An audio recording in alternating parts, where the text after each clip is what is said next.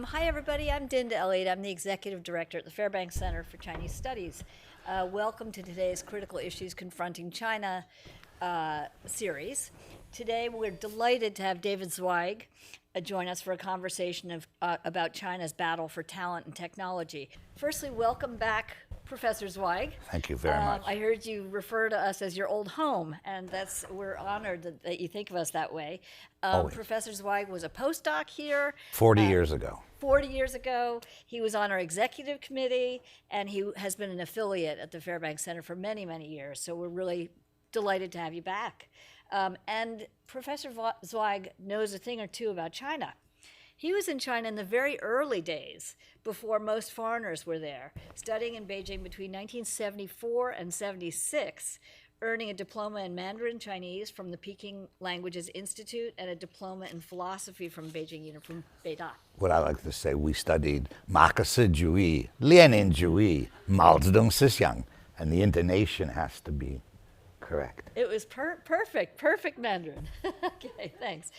David Zweig is a social scientist and emeritus professor of the Hong Kong University of Science and Technology. His new book that he'll be referring to today, The War for Chinese Talent in America, The Politics of Technology and Knowledge in Sino-US Relations, explains the origins of the current conflict between China and the US over China-born academics and researchers who have chosen to settle in America. David is also a distinguished visiting professor in the Taipei School of Economics and Political Science at National Tsinghua University, and he also serves as vice president, just to be fair, on both sides, he also serves as vice president of the Center for China and Globalization in Beijing. Professor Zweig has written 4 books, including Internationalizing China, Domestic Interests and Global Linkages, China's Brain Drain to the United States, and Agrarian Radicalism in China, 1968 to 81. I was a Harvard postdoc. When he was a Harvard postdoc. Published by Harvard University Press. Published by Harvard University Press. And he has edited many more. His areas of expertise include China's talent migration, foreign economic policy, energy policy, resource diplomacy, returnees and new diaspora, and Hong Kong mainland relations. He's someone who, for many, many years, journalists have turned to all the time to provide analysis on what's happening in contemporary China as well. So our discussant today is Professor Yawen Lei, a sociologist with deep knowledge about the cutthroat, competitive world of Chinese technology that David talks about. Yawen flips the arguments about competition on their head to ask us, what about the people who are making the technology and those whose jobs are controlled by the new technologies? Yawen is the author of 2 books, The Gilded Cage, Technology Development and State Capitalism in China, and The Contentious Public Sphere, Law, Media, and Authoritarian Rule in China. We're thrilled to have them both with us today. So now let me pass the mic over to Professor Zweig. Great. Push that aside.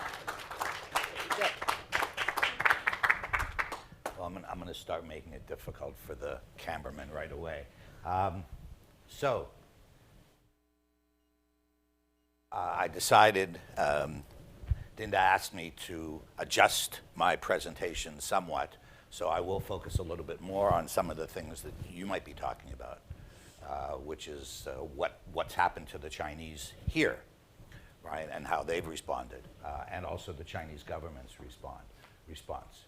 So, Deng Xiaoping, long time ago, said, send them abroad. Oh, so what if 10% don't come back? Right? Well, he got it wrong. As of 2001, 99% of the PhDs, mainlanders getting a PhD in the United States, didn't go back, right?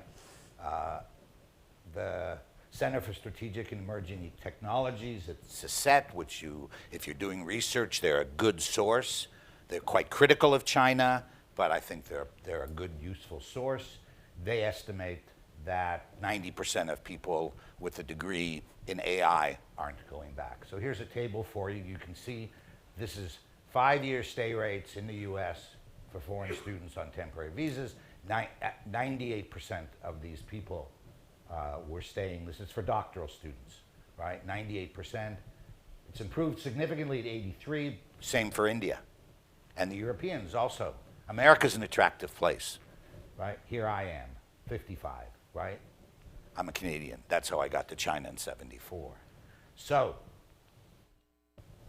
around the world, people started to say, well, what do you do with developing countries when they can't get their people back?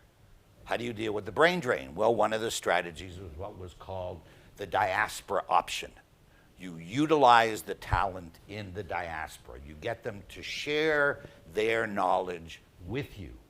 And two key points of it, you could go through a series of policy initiatives, which China has done. At the back of the book, I have just a long list of all of the policies that China has done. And there's the concept of a shared affinity with their homeland. China's banking on that, right? And that's part of the reason that people do participate back in China. So it's an important thing to recognize. Now, this group that has come and settled and teaching and working in the United States is a remarkable group. The National Science Foundation reports that 100,000 China-born researchers and entrepreneurs in the US have a PhD. That's a huge number. And if you go on, Google anything, right? I Googled just material science research in the US. 4 of the 5 top people were mainlanders. 5 of the top 10. Do this in almost any field, and you're going to find this. So these people are making enormous contributions to science in America. But they became a key mechanism through which China would try to catch up to the West. That was part of China's strategy. One of the things, and this is where you get to the China initiative, you know, this idea of a diaspora option is very nice, you know, reach out to your diaspora, get them to help you. But what if the host country doesn't want you to do that? What if the host country is saying the stuff you're transferring back undermines our national security? And then you get US-China relations today and towards this problem. Now, China back in 1994 began working on this problem. A key concept for this is part-time. That originally, if you look at the Chinese Academy of Sciences, they had the Byron Jihua, the idea, they even agreed that there was a part-time program. That didn't work because people would not show up and still take the money. So they canceled the short term.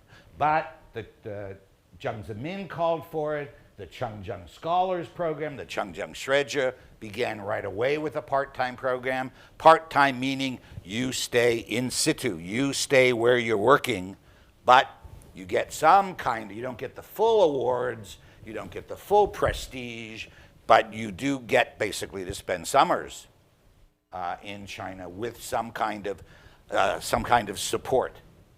Here's a man who knows more about China than I do. And in 2001, Jiang introduced this concept of 为国服务,不一定要回国服务, but you want to 为国服务, you want to serve the nation without returning to the nation. And he laid out 7, in that document, they laid out 7 strategies. And several of them become really important. One is using professional associations to help China. So anybody who joins a professional association, particularly technological associations, business associations, use them. Concurrent positions in China, now if that's a 课教教授, if that's an adjunct, that's okay. What happened in part, sometimes Chinese held 2 positions, and they didn't tell the other one that they were doing it. Those people got into serious trouble. Cooperative research, very obvious. Right, set up enterprises in China. That's one of the things that China has been now trying to encourage. And many of those, they'll set them up in a high-tech zone or in a development zone and try to use if they can, use that technology to compete globally. So I think that's very important. So in 2003, the party, Zhang Qinghong decided, and Hu Jintao, they decided that the party should run all talent, not just talent within the party. So here's the party reaching out, even before Xi Jinping, the party reaching out and saying, we want to be responsible for all the talent in China. So universities, the improvement of people's skills, that's our bailiwick.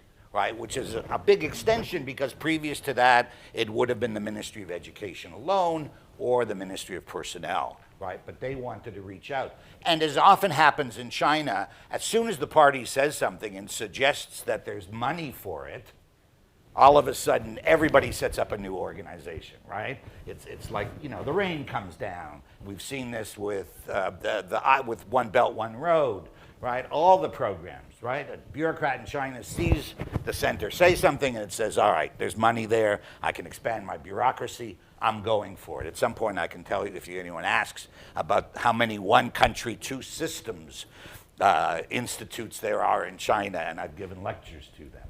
Right, so one of the ones was the home program set up by CAST, the Chinese Association for Science and Technology, with the Ministry of Human Resources and the organization department. So the party is getting directly involved in this. As of 2017, CAST had signed 1,000 cooperation agreements with Chinese abroad, negotiated 6,000 startup projects, and relocated 21% of it. So that's pretty significant.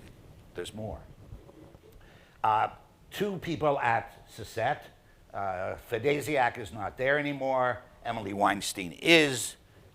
And they did a study. They found 208 Chinese professional associations in 21 countries. CISET asked me to review the paper for them. I made some suggestions when they made assumptions that weren't necessarily proven by the data. As a good University of Michigan professor, graduate student, I would say, show me the data, right? I want an empirical statement before you make a value statement. Anyway, pretty big. Now, one thing that's really interesting is they announced that they were doing tech transfer, that they were involved in it, but they only discussed it on their Chinese language websites. They didn't discuss it on their English language websites, or most of them didn't. You could say, why? Well, it may be that they didn't want to alert all of the people who might be watching them that they were up to this, right? And again, some associations brought their enterprises to China. There's lots of projects like this, dozens, but this is an interesting one. It's important.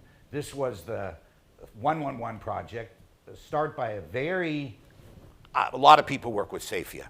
SAFIA, it doesn't exist anymore. It's under CAST, the Chinese, under the ministry, it's under the Ministry of Science and Technology, but they established a program, 100 innovation bases in China's top universities. Put them in China's top universities by gathering 1,000 overseas Chinese scholars from the top 100 universities and research institutes worldwide to connect with these people.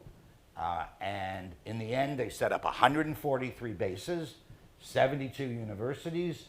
Each base got $270,000 US. Pretty extensive, right? Where some people got very nervous.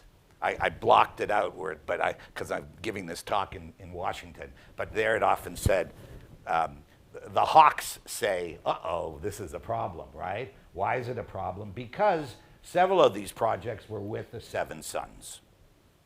Seven Sons are the PLA-linked university. The 7 universities, you can look it up on Google. One, for example, is Beihang, and they were doing research on advanced materials for aerospace and aero propulsion.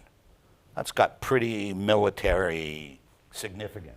My favorite is the Harbin Engineering University, a base on advanced ceramics and deep sea engineering. What do you do with that, Bob? You listen to the American submarines off the coast of Hainan Island.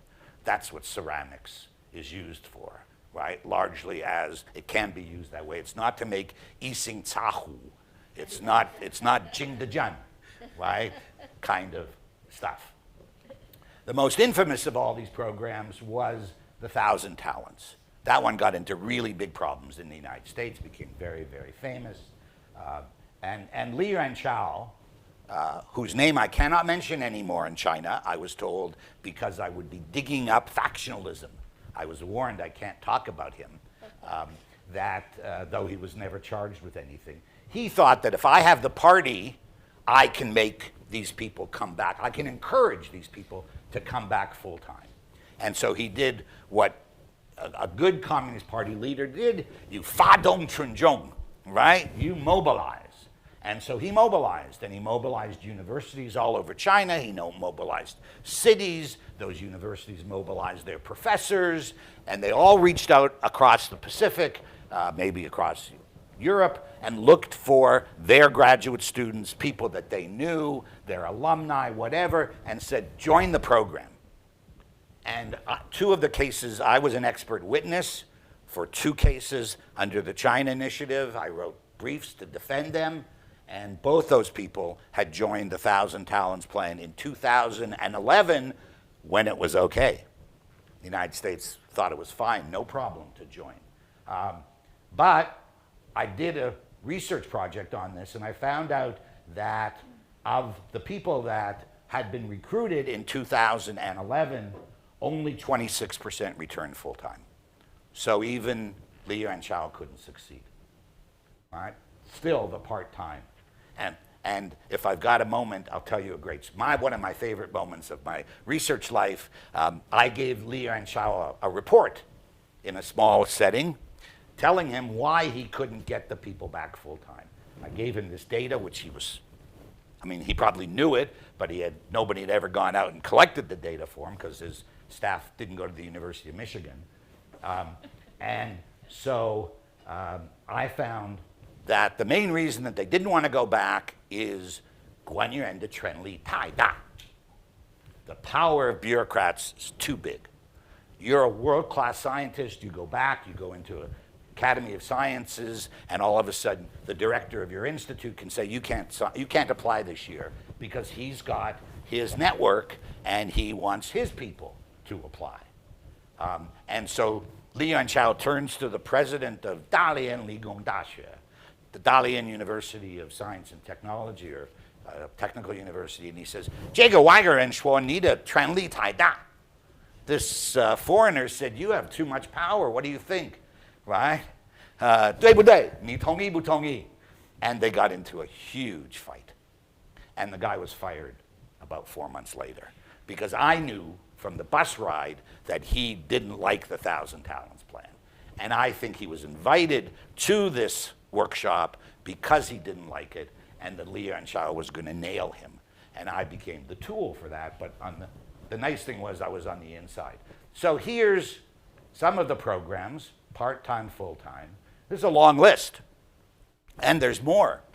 Now, I gave this talk, the same one I'm giving you basically, at a university in China in a closed seminar, and when I put this table up, one of the Chinese professors said to me in Chinese, now I understand why the Americans got so pissed off.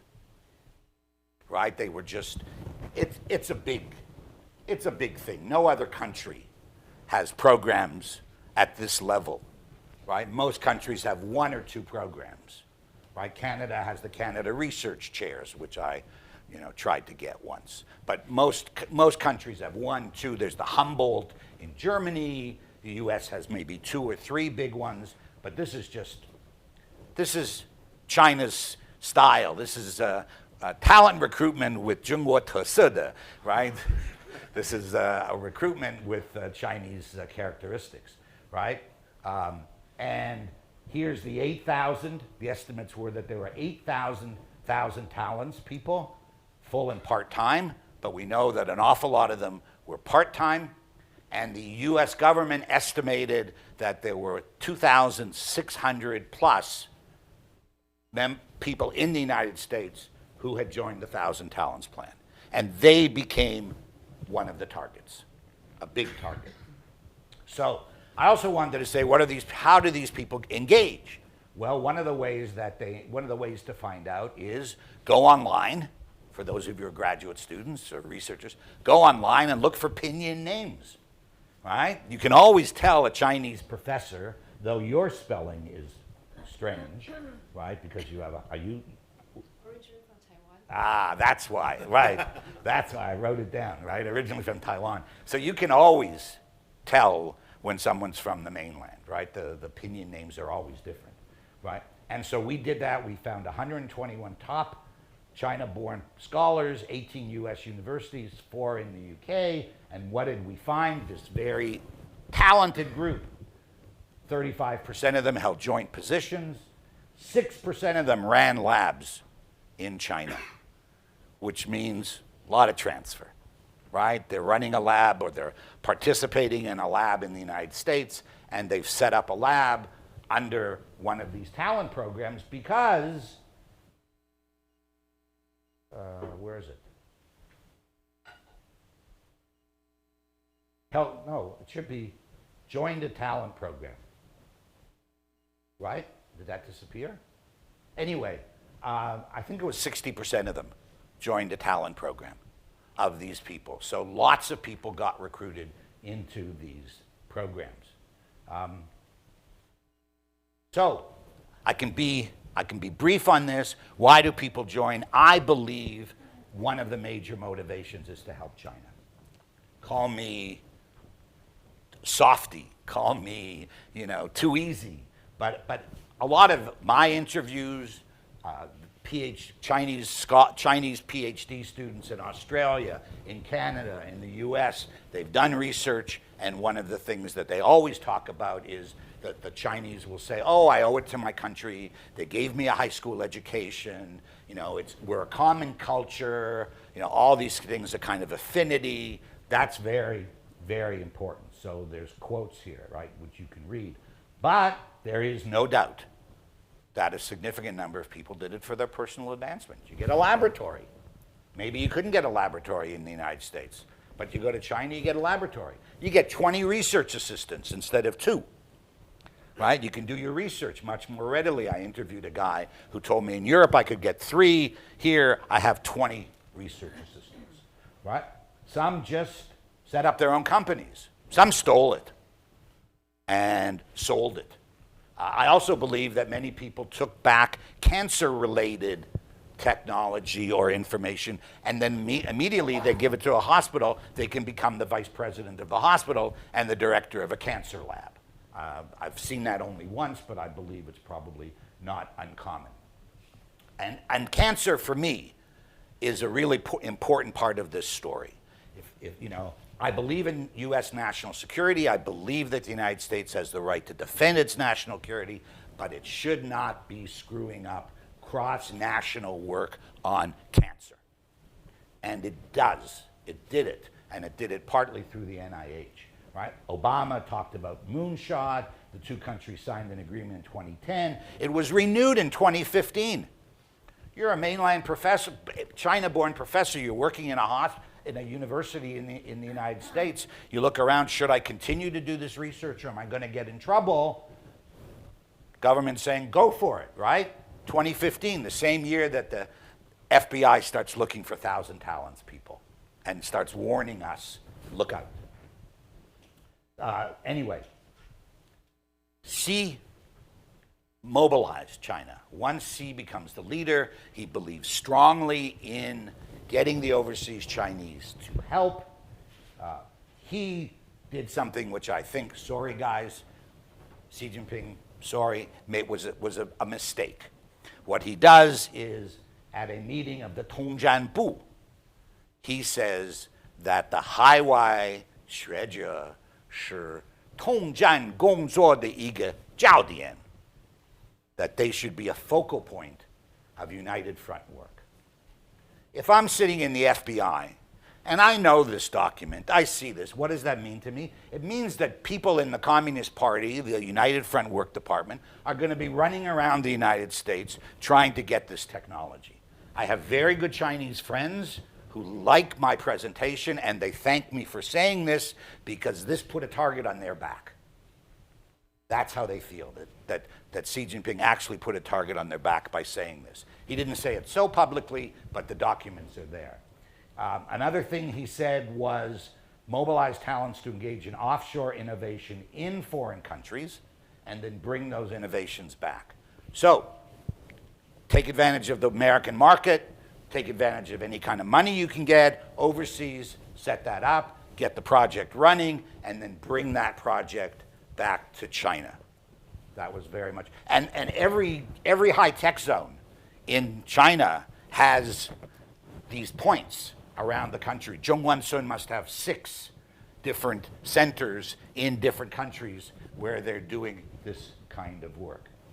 One other thing that's troublesome is that in 2018, there's a report that said that the Chaoban, the Overseas Chinese Affairs Office, which is just easy. I mean, I knew them. I used to talk to them all the time. They'd invite me to come and give talks, and they invited me to National Day when I was living in Hong Kong, to National Day in the Great Hall of the People. I mean, these were guys, they've been taken over by the United Front Work Department. And that the United Front Work Department is now working out of the consulates almost in the name of the Chaoban. So, America, to a certain extent, 2015, as we say, basta, enough, right? The Americans said, and the American intelligence said, enough. My favorite story, I don't know if have you had Si Xiaoxing come here to speak? Oh, you should get him to come. He's great. So I had lunch with him a couple weeks ago in New York. He was the second person. The first person to get in trouble was Sherry Chun, who worked at NOAA. But he's Sunday morning, door kicked in, FBI guns drawn to arrest him for selling technology, transferring high-quality technology to China. He turns to his wife and he says, "Do what they say or else they'll shoot me," right? Now, 4 months later, they drop all charges. They totally misread the technology because they're the FBI. They don't know technology, right? They also don't know China very well, right? Now, how did they find him? This is very important, and not enough people talk about this. The National Security Agency in the United States government gets access to 1.8 billion emails a month.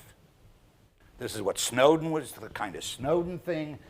1.8 billion emails a month, which they then can run through high data checks. And they can look for keywords, right? Technology, China, da-da-da-da-da-da. That's how they found Si Xiaoxing.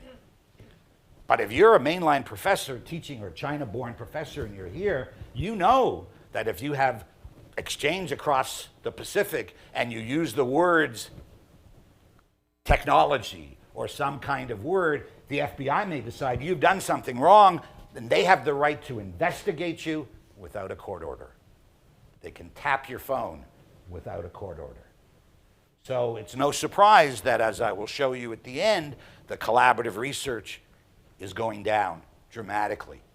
Right, I can jump ahead. The collaborative research is going down, and people are doing much more research with other Chinese colleagues in the United States. I have data to show that because I got a PhD at the University of Michigan, right?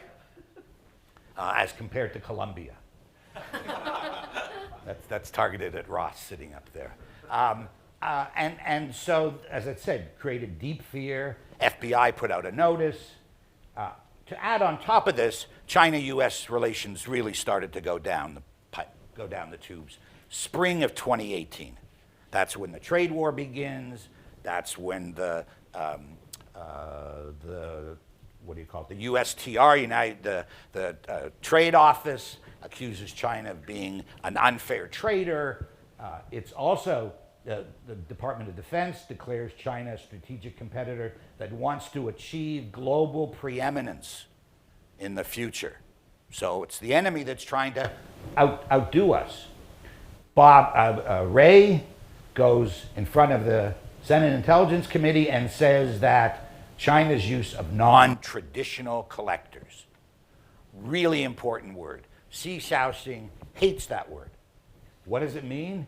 It means that everybody's a spy, potential spy, right? Because China is using these people, non-traditional collectors. Trump, in the summer of 2018, says that all Chinese students in the United States are potential spies. In March, the FBI gives the National Institute of Health, which is one of the major donors in the United States for cancer research and other biotech research, gives them the names of 3,000 people to investigate. And then the NIH goes to work on that, and they find that there are a lot of people who publish a paper and list their affiliation in China and not their affiliation in the United States. Or they list the granting agency as the Natural Science Foundation of China, but don't mention NIH. So those people become the target, the real target of this one person in the NIH. And there was a woman running this program, similar program at the NSF, but she was softer. But again, you know, for the 1,000 Talents plan, 44% of them are working in medicine and bio, life or health science. You want to look at industrial technology, which is applied tech, you know, I'd say go, you know, that's okay. Computer science, you know, if you're becoming an enemy, you want to check those things, right? Don't screw up cancer research, right? Because we're all of us, to a certain extent, are going to get it. Sessions then declares the China Initiative. In the fall, 3 key components to take away from it. I always talk too long, but it's okay? Okay. 3 key components. Trade secret theft. They found none, right? No cases of trade secret theft under the China Initiative. Second, need to deal with non-traditional collectors. It's in the document. Those of us who do research know if you're studying China, if it's in the documents, it has great more weight. 10 minutes. I'm good. So the worst thing is the administrators at U.S. universities are to be educated in the art of detecting and reporting on their faculty. Isn't that lovely? Right? What is that? That's called McCarthyism. Right? Faculty, the administrators are taught to check out their faculty. It's McCarthyism because once most of these guys got labeled as a potential problem, the universities fired them. A lot of good universities fired people. MIT down the road, the only president of a university who gave money to get a lawyer for Chen Geng. No other university went that far, and many universities fired people and then found out that they were innocent. And these people lost their labs. In one case, the FBI agent, there's a famous case, Hu Anming, right? West knows Anming Hu, was arrested, fired from the University of Tennessee. When he went on trial, the FBI agent admitted that he had no proof. Case thrown out, right? But his life was disrupted a little bit, right? Shaji Jingho, right? I believe that a very important part of this is to just scare Chinese scholars in America. That's the bottom line of it. And I actually found today, I was doing some more research, and I found a FBI agent leader, or DOJ leader, who said one of the main purposes of this was to disrupt this flow of technology, right? So here, I love this, right? Maybe next time an academic at an institution thinks twice or thinks a little bit harder about their collaboration with the Chinese institution. Meaning, well, we'll arrest these guys, they're innocent, but that means that the people will remember, the Chinese scholars will remember that they could be watched. Mike German, an FBI agent, terrific guy, says that the FBI may not have cared if they could convict people or not. They wanted to disrupt. They wanted to stop this transfer. Now, as I said, the NIH got very involved in this.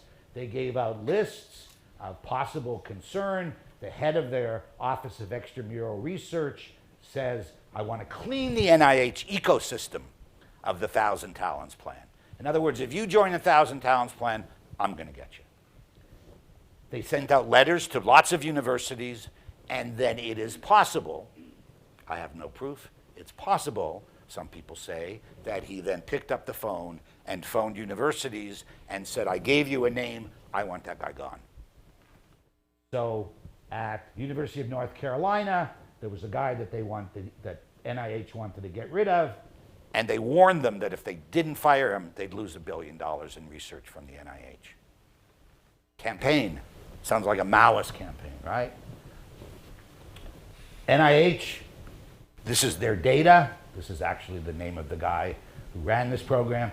103 people were fired just by the NIH, not by the Department of Justice. So this is a separate.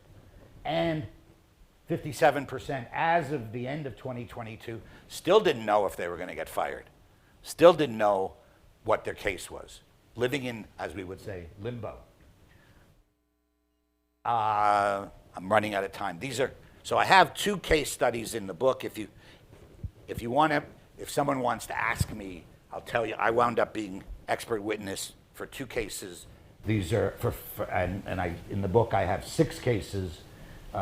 Pretty much the title of that chapter is The Guilty, the Not So Guilty, and the Innocent, right? Sounds like a Clint Eastwood movie, right? Anyway, I'll skip on that, but terrible things. What did the Chinese do? Well, they accused America of racism. They said it was the resurgence of McCarthyism. Here's a name we haven't seen in a while, Zhao Lijian. He says, right, that America is an ethnically racist state.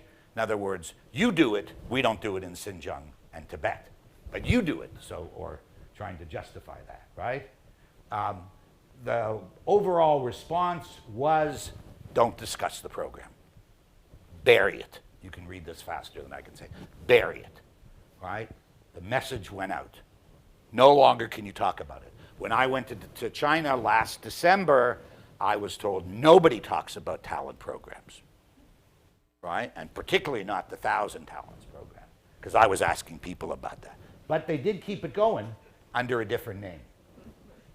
Some Chinese scholars were very sympathetic to America's concerns and said, well, these guys deserve it. They're ruining our research collaboration.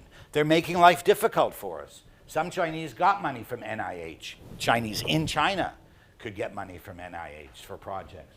They just said, that's got to go. I have a very good friend at HKUST, a vice president. I saw him, and I said to him, hey, what do you think about all this? He says, serves them right. Right? There's a great expression in Chinese, guo he che chao. Right? You cross the bridge, you blow it up. Right? That's okay? So, China's worried about the coupling. Think tanks talking about how China's going to suffer maybe even more than the United States if this decoupling happens, which is America's response. So this is a good debate. There's a good debate on this. There's 2 sides on this.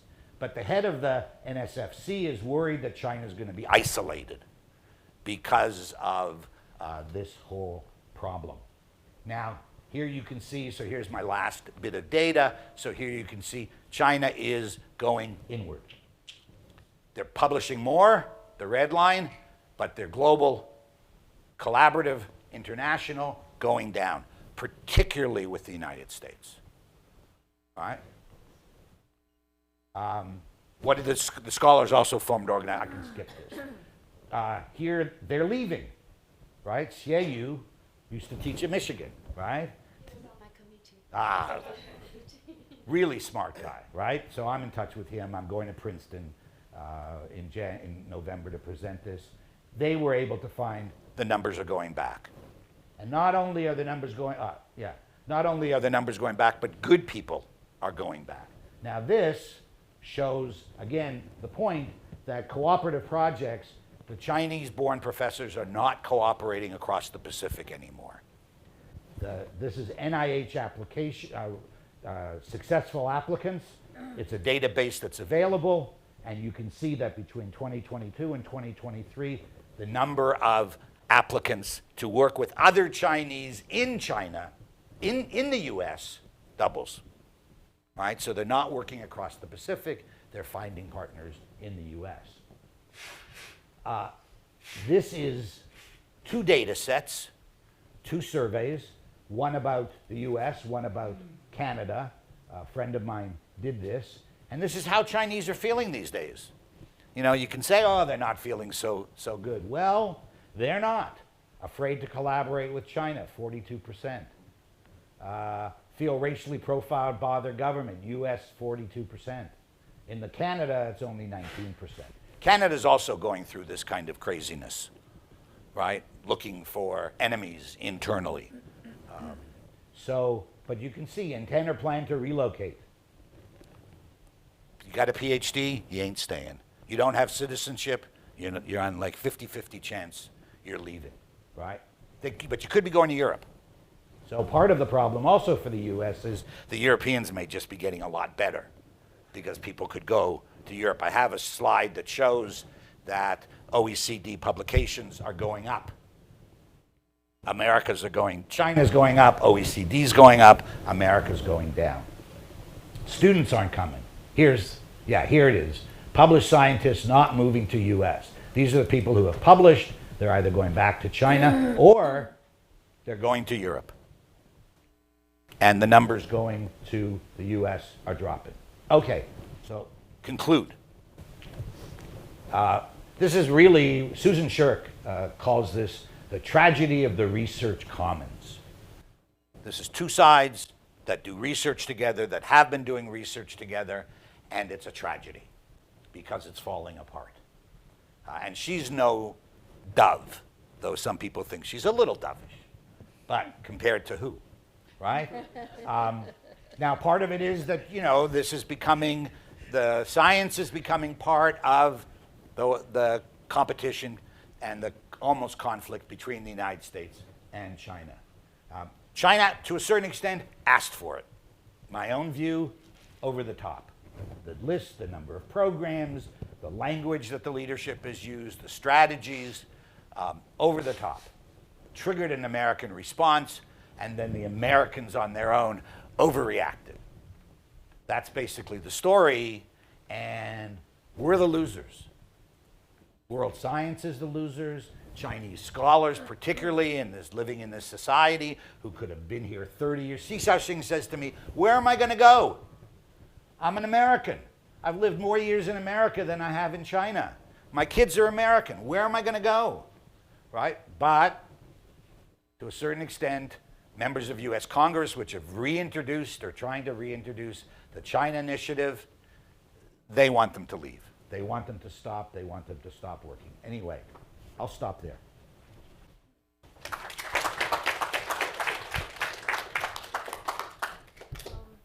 Thank you so much, Professor Zweig, for such a fascinating talk and a very, very timely book.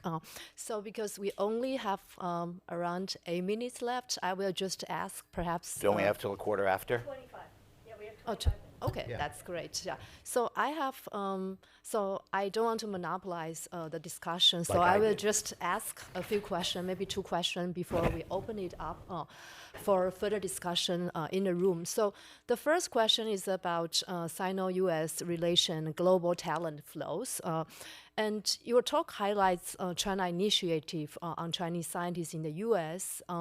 And there are serious problems on both sides. We know that in China, things are not that rosy. A lot of scientists actually, and also scholars in general, have encountered serious problems.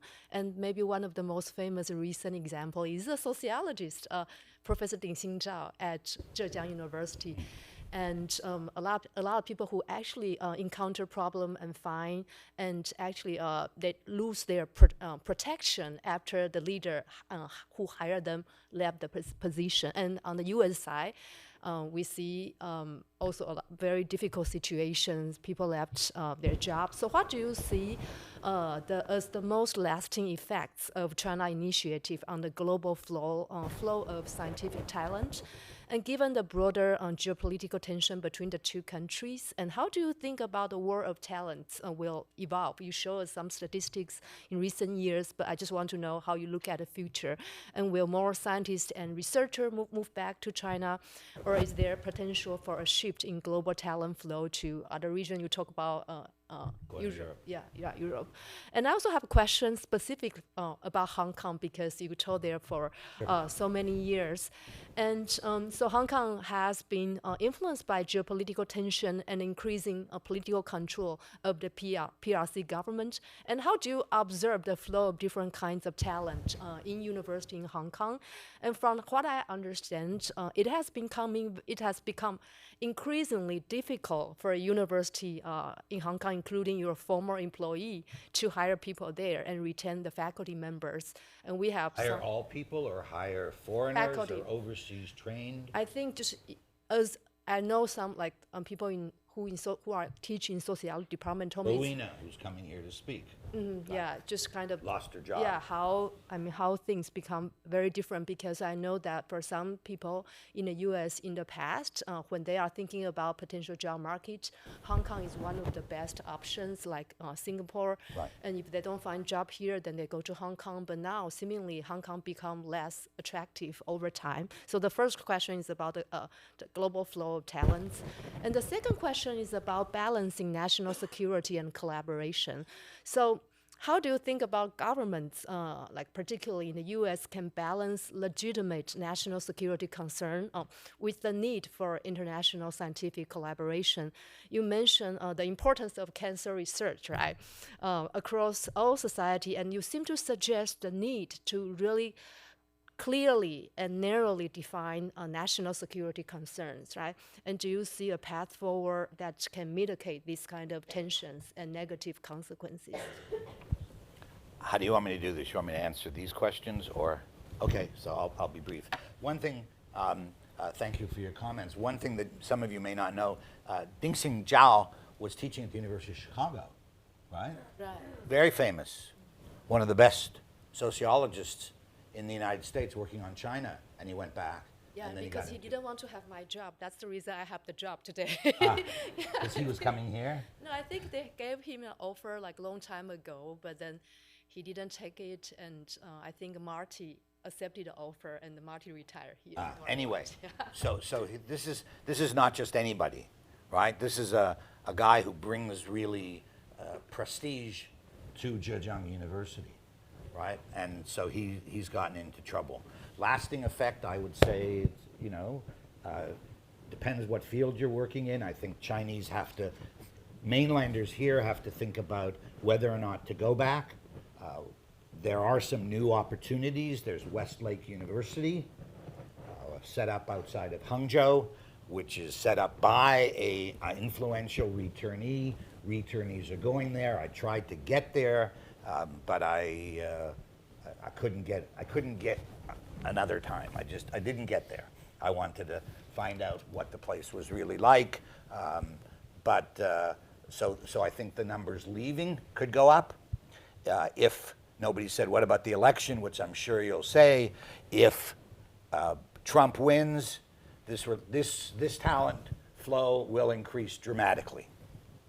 People will leave, because if Trump wins and the House and the Senate, God forbid, go Republican, then you're going to get the China initiative back full tilt. They've already got the law. The House has already passed it.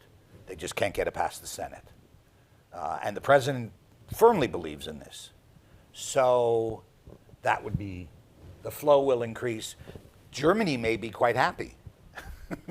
The Europeans are going to be, I think, quite happy. I'm trying to get to Berlin in November to find out more about this. So I think that will continue, that flow. To Hong Kong, I would say it's still okay. It depends on the topic. You have to be a little cautious. Right? When I teach in Hong Kong online.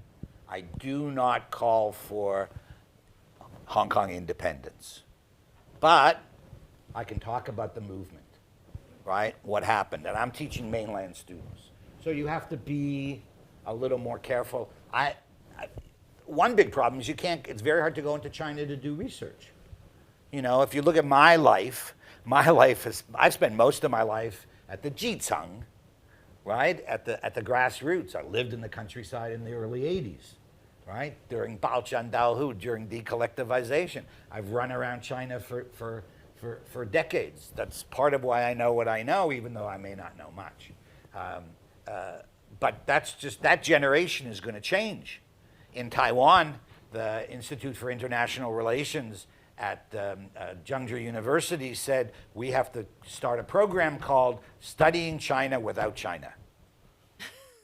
I went to speak to them in November. They said, we're going to study China without China. So documentation becomes really important. Interviews become much, much harder. I think that will be a problem.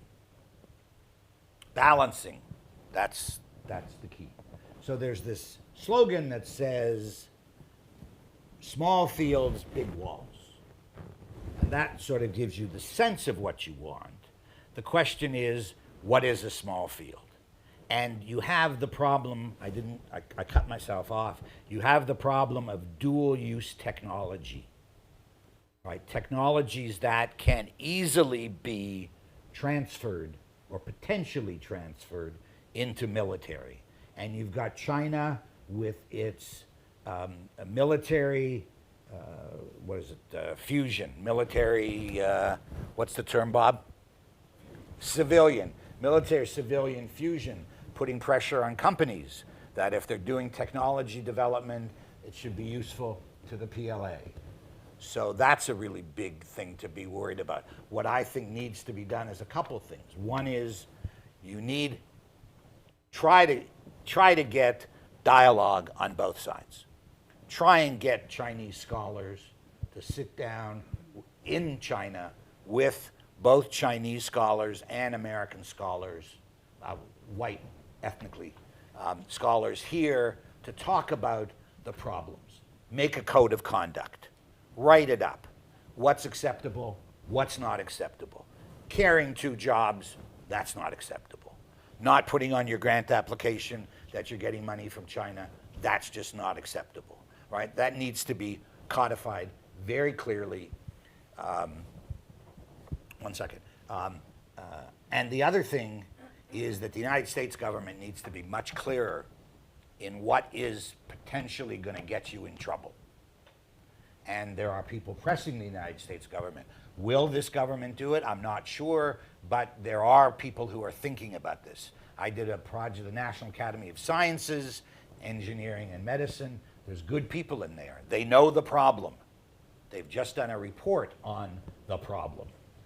And I think that they know that there really has to be clearly what's sensitive, what's not sensitive. You want to do research, you want to, as graduate students, go on to get a degree, what can you do research in, what to stay away from. So I think that's very important. Yeah, I think now we can open the floor for discussion. So before you raise your questions, please just briefly introduce yourself to the audience. Can I just say, you guys are going to get other shots.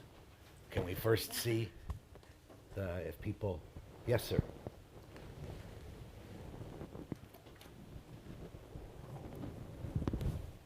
Hello. Thank you for the talk. My name is Prabhat. I am with the HYI. I have Harvard Yenching Institute. Oh, okay. I have two questions. Firstly, as far as I know, young Chinese students are very keen on getting government jobs or public sector jobs, and there are rules in place that recent rules about if you are foreign educated, you might have difficulty in getting government jobs. So how do you look at that, and is that a reaction? Yes. Okay. That's the rumor. But you have a second question. The second question is, do you think that it's different or it's easier for returnee entrepreneurs than returnee academics? Or is it about Well, it's easier, but then there's the risk. The risk is if you go back and become big, then you're going to get into big trouble. So what people are doing, what reports show is nobody wants to have a company more than 50 people. A lot of the returnees are doing small, medium-sized enterprises because Xi Jinping's crackdown on Jack Ma has put a real dent in the idea that you can go back and start a big company. Mitch is busy doing his text messaging, but I want to see his head go, yes, yes, yes.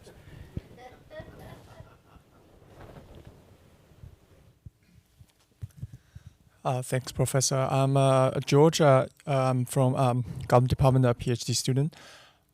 So my question is I think the problem you described is real, but I'm more worried about the image of Asian Americans.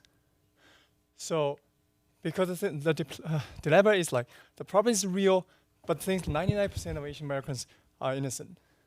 So, but their image has been objectively damaged. How should the U.S. government and the Asian Americans do to sort of save their real a reputation from the real politics? Right, good question. So that's why I often get criticized. I put this in, but I was running out of time. Twice or three times, I've already been criticized for not raising the question of racism, right? And I believe firmly that, though the guys in the FBI may want, that at least there's unconscious racism, if not conscious racism, but there's definitely unconscious racism. And there's this belief that Chinese are much more likely to spy. And there's some data that pre-2015, when there was investigations about economic espionage, Chinese were punished more. They got, serious. They were targeted. So what can you do? One thing you can do is, come to my talks. I'm doing the best. I'm doing the best that I can to be out there and sort of saying, there's form associations, right? The Chinese professors all over campuses, all over the United States, form independent Chinese students associations, right? Not linking up with, consulate-run associations, but set up some independent associations for the argument of and the defense of Asians, right? That will carry more weight. And so I think that's really, it has to be done. Write op-eds, write articles, highlight it, talk about it. What else can I say? Well, I can tell you that scientists, I was at Michigan, and they've been lobbying very hard with Congress, right? Call your congressman or congresswoman and tell them that you think that the China initiative is racist and you feel threatened by it. Let them know, right? I mean, that's what Americans do. They participate. They form organizations. They write. They talk. They don't all write books. Are you okay with? Hi, thank you for the talk and the opportunity. My name is Max. I'm a PhD student in education school here at Harvard. And my question is, if you help us to look, 4 months ahead, and then there are 2 possible futures we're living in, right? We're talking about how do you envision this kind of things evolve, depending on which, party taking over the White House, and whatever changes we're expecting from China. Right. What are the scenarios? You know how I feel about the Trump administration if they win, right? Unfortunately, I sold my mother's apartment in Toronto. that may have been a mistake, but then I can take the money and rent. And my wife's American, and we may put our New York apartment up for rent and then go to Toronto again. And I'm not even Chinese, right? So I would worry. I think that this could get worse. I think that all of America is going to get worse if he wins. But if Kamala wins, she may bring in just slightly softer challenge to China. Bob, what's the name of the Asia king for Biden? Kurt Campbell. Kurt Campbell has been quoted as saying he does not want Chinese to study science, technology, engineering. He does not want them doing STEM in America. So here's Biden's chief China person. He was interviewed on TV and he has said that. That's not good. You need to manage that issue rather than just cut it out. But I still think that there are certainly problems, right? And I don't think that On the Chinese side, I don't see any improvement on this. I mean, you know, so Xi Jinping has said we want 50,000 students to come, right? American students to come. You know what I say to him? As we say in Yiddish, "Git gesund." Good luck, right? I mean, they're having hard times finding jobs. There are, you know, recently the Diplomat had an article that talked about Chinese students American students going and studying in China, staying on, looking for jobs. I mean, Mitch can talk to this much better than I can, but it just has to be so much improvement in terms of the climate before both sides have to make concessions. Okay, Dinda, you've let the... Hey, thanks so much for sharing your insights. You know, since this speaker series is critical issues confronting China, so I wanted to ask a question about what's the impact of all of this on China and China's efforts to develop technology. So, you know, in addition to the pressure that you know, Chinese in America are feeling from the American side, I'm wondering what impact Xi Jinping's tightening on intellectual circles and what can and can't be talked about, all that kind of stuff. What kind of impact does that have? Has it become harder for China to recruit talent to come back to China? And you know, I guess the other question connected to that is that, you know, they've developed a lot of leading technologies already in China. Look at EVs, et cetera, et cetera. And so I'm wondering, do they need Western talent at this point? Well, I would think that the Western talent has played an important contributing role to where they've gotten to today. So people who went back have played some role in that. You got to keep the flow. If you want to keep doing, you got to keep people coming in with new ideas. You know, America constantly says, or people who are thoughtful say, why is America so great? America's so great because it was the winner in the brain drain. I always like to say, you Americans, you never know what it means to have a brain drain, right? For the first time now, you're confronting a brain drain, right?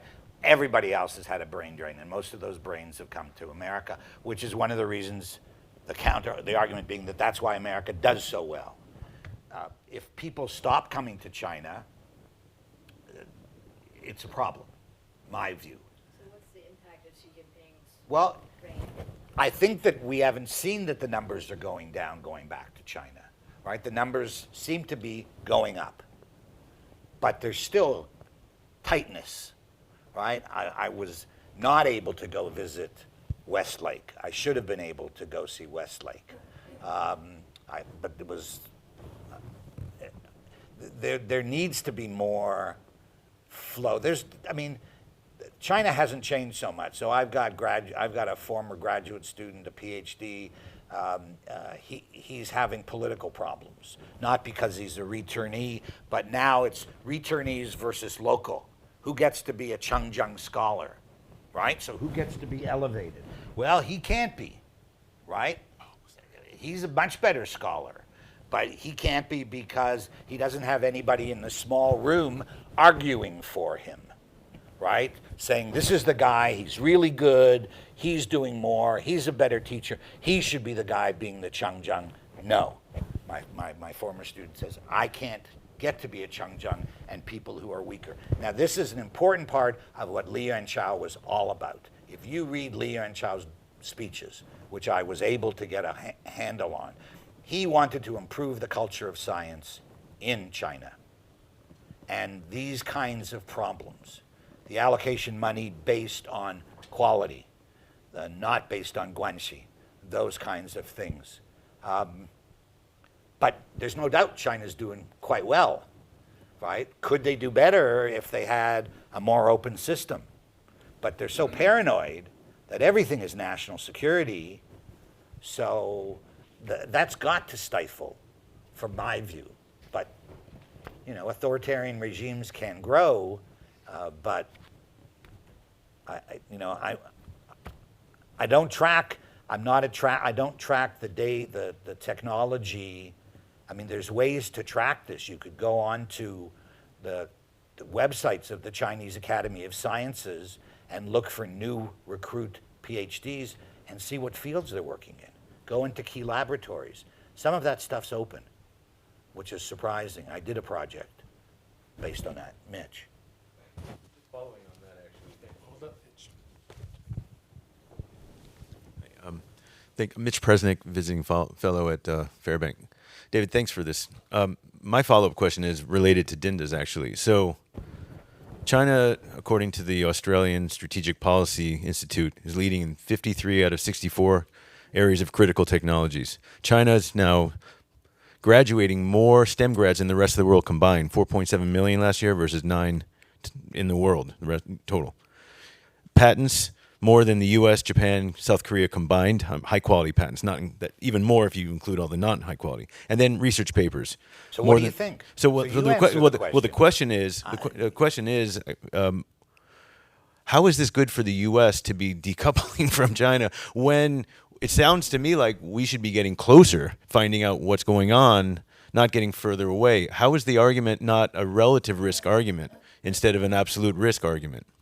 I agree with you 100%. That's why I do this, right? I mean, you're talking to I agree that by cutting off, losing all kinds of technologies, access to technologies.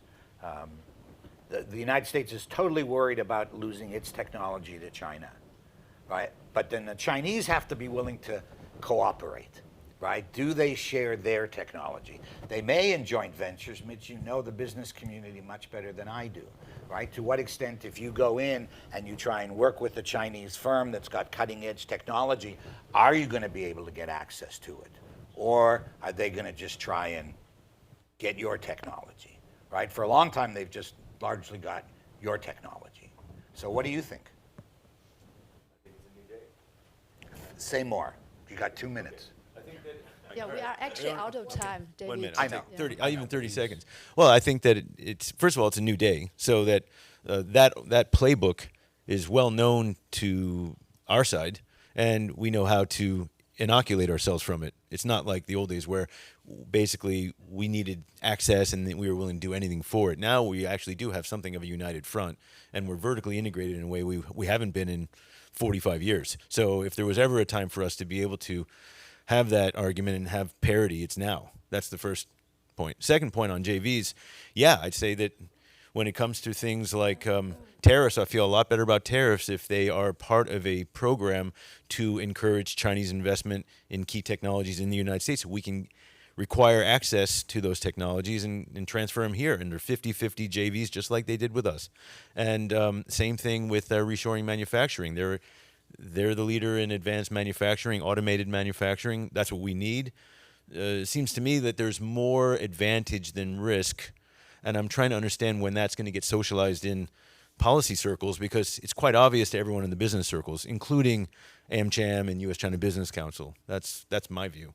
Well, that's a good note. I think we are unfortunately out of time, but this has been an incredibly enlightful discussion. So on behalf of everyone, Debbie, I want to thank you for your time, and thank you for sharing so much your study with us. Thank you.